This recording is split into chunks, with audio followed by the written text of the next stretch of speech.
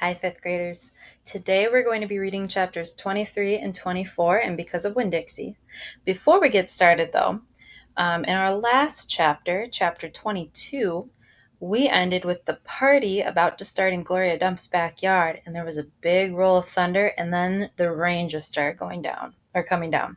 And I asked you, what do you think's going to happen? I want you to think about that prediction right now. Think about what we know about our different characters, especially when it comes to thunderstorms. What do you think is going to happen? All right, let's see if your prediction's correct. So chapter 23, page 155.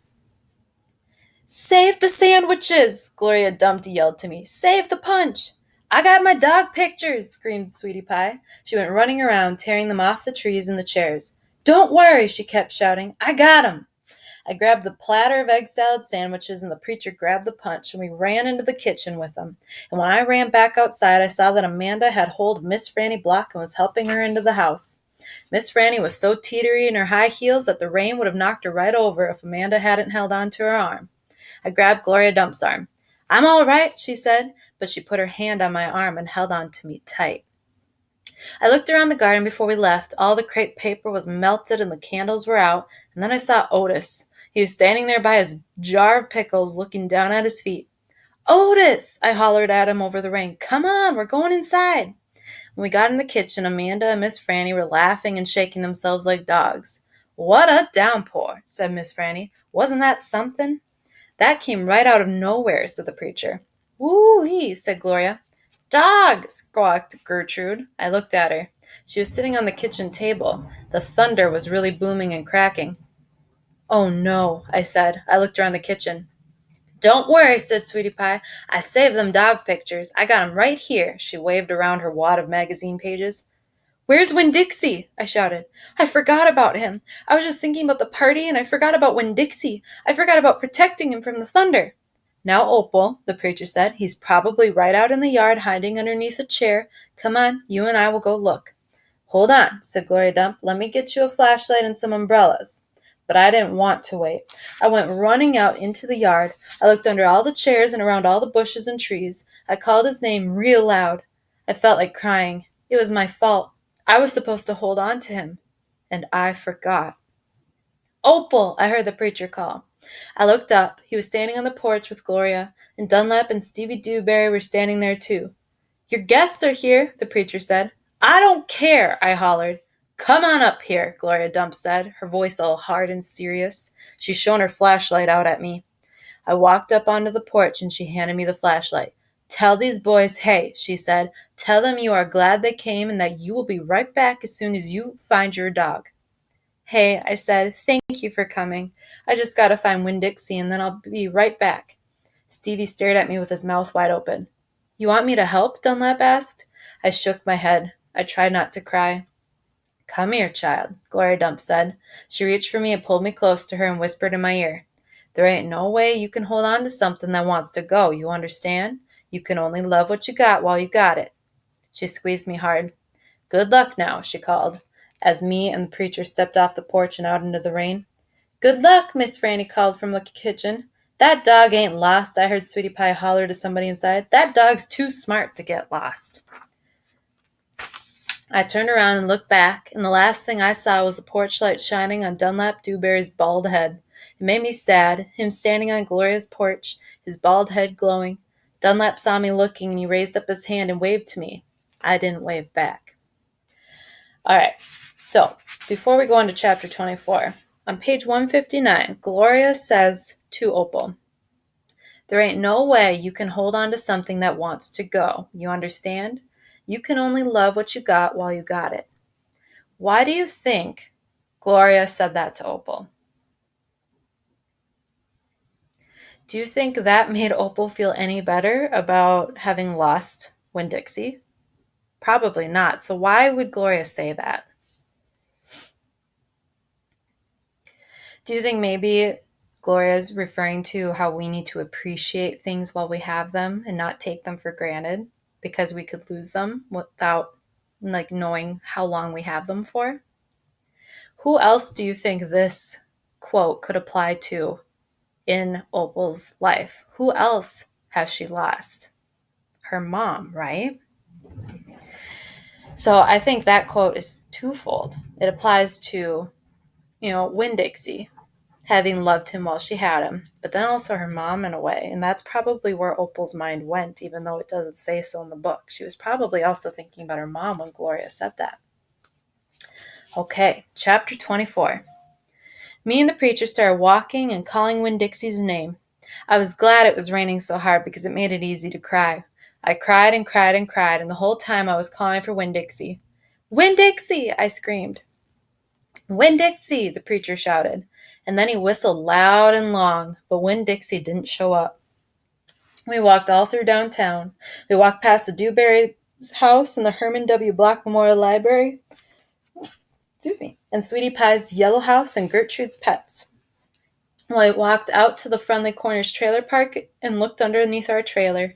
We walked all the way out to the Open Arms Baptist Church of Naomi. We walked past the railroad tracks and right on down Highway 50. Cars were rushing past us and their taillights glowed red like mean eyes staring at us. Daddy, I said. Daddy, what if you got run over? Opal, the preacher said. We can't worry about what might have happened. All we can do is keep looking. We walked and walked, and in my head I started on a list of 10 things that I knew about Winn-Dixie, things I could write on big old posters and put up around the neighborhood, things that would help people look for him. Number 1 was that he had a pathological fear of thunderstorms. Number 2 was he liked to smile, using all his teeth. Number 3 was he could run fast. Number 4 was that he snored. Number 5 was that he could catch mice without squishing them to death. Number 6 was he liked to meet people. Number 7 was he liked to eat peanut butter. Number 8 was he couldn't stand to be left alone. Number 9 was he liked to sit on couches and sleep in beds. Number 10 was he didn't mind going to church. I kept on going over and over the list in my head. I memorized it the same way I had memorized the list of 10 things about my mama. I memorized it so if I didn't find him, I would have some part of him to hold on to. But at the same time, I thought of something I had never thought of before, and that was that a list of things couldn't even begin to show somebody the real Winn-Dixie. Just like a list of 10 things couldn't ever get me to know my mama. And thinking about that made me cry even more. Me and the preacher looked for a long time, and finally he said we had to quit. But Daddy, I said, Winn-Dixie's out there somewhere. We can't leave him. Opal, the preacher said, we have looked and looked, and there's only so much looking we can do. I can't believe you're going to give up, I told him. India, Opal, the preacher said, rubbing his nose, don't argue with me. I stood and stared at him. The rain had let up some. It was mostly a drizzle now. It's time to head back, the preacher said. No, I told him. You go ahead and go, but I'm going to keep on looking. Opal, the preacher said in a real soft voice, it's time to give up. You always give up, I shouted. You're always pulling your head inside your stupid old turtle shell. I bet you didn't even go out looking for my mama when she left. I bet you just let her run off too.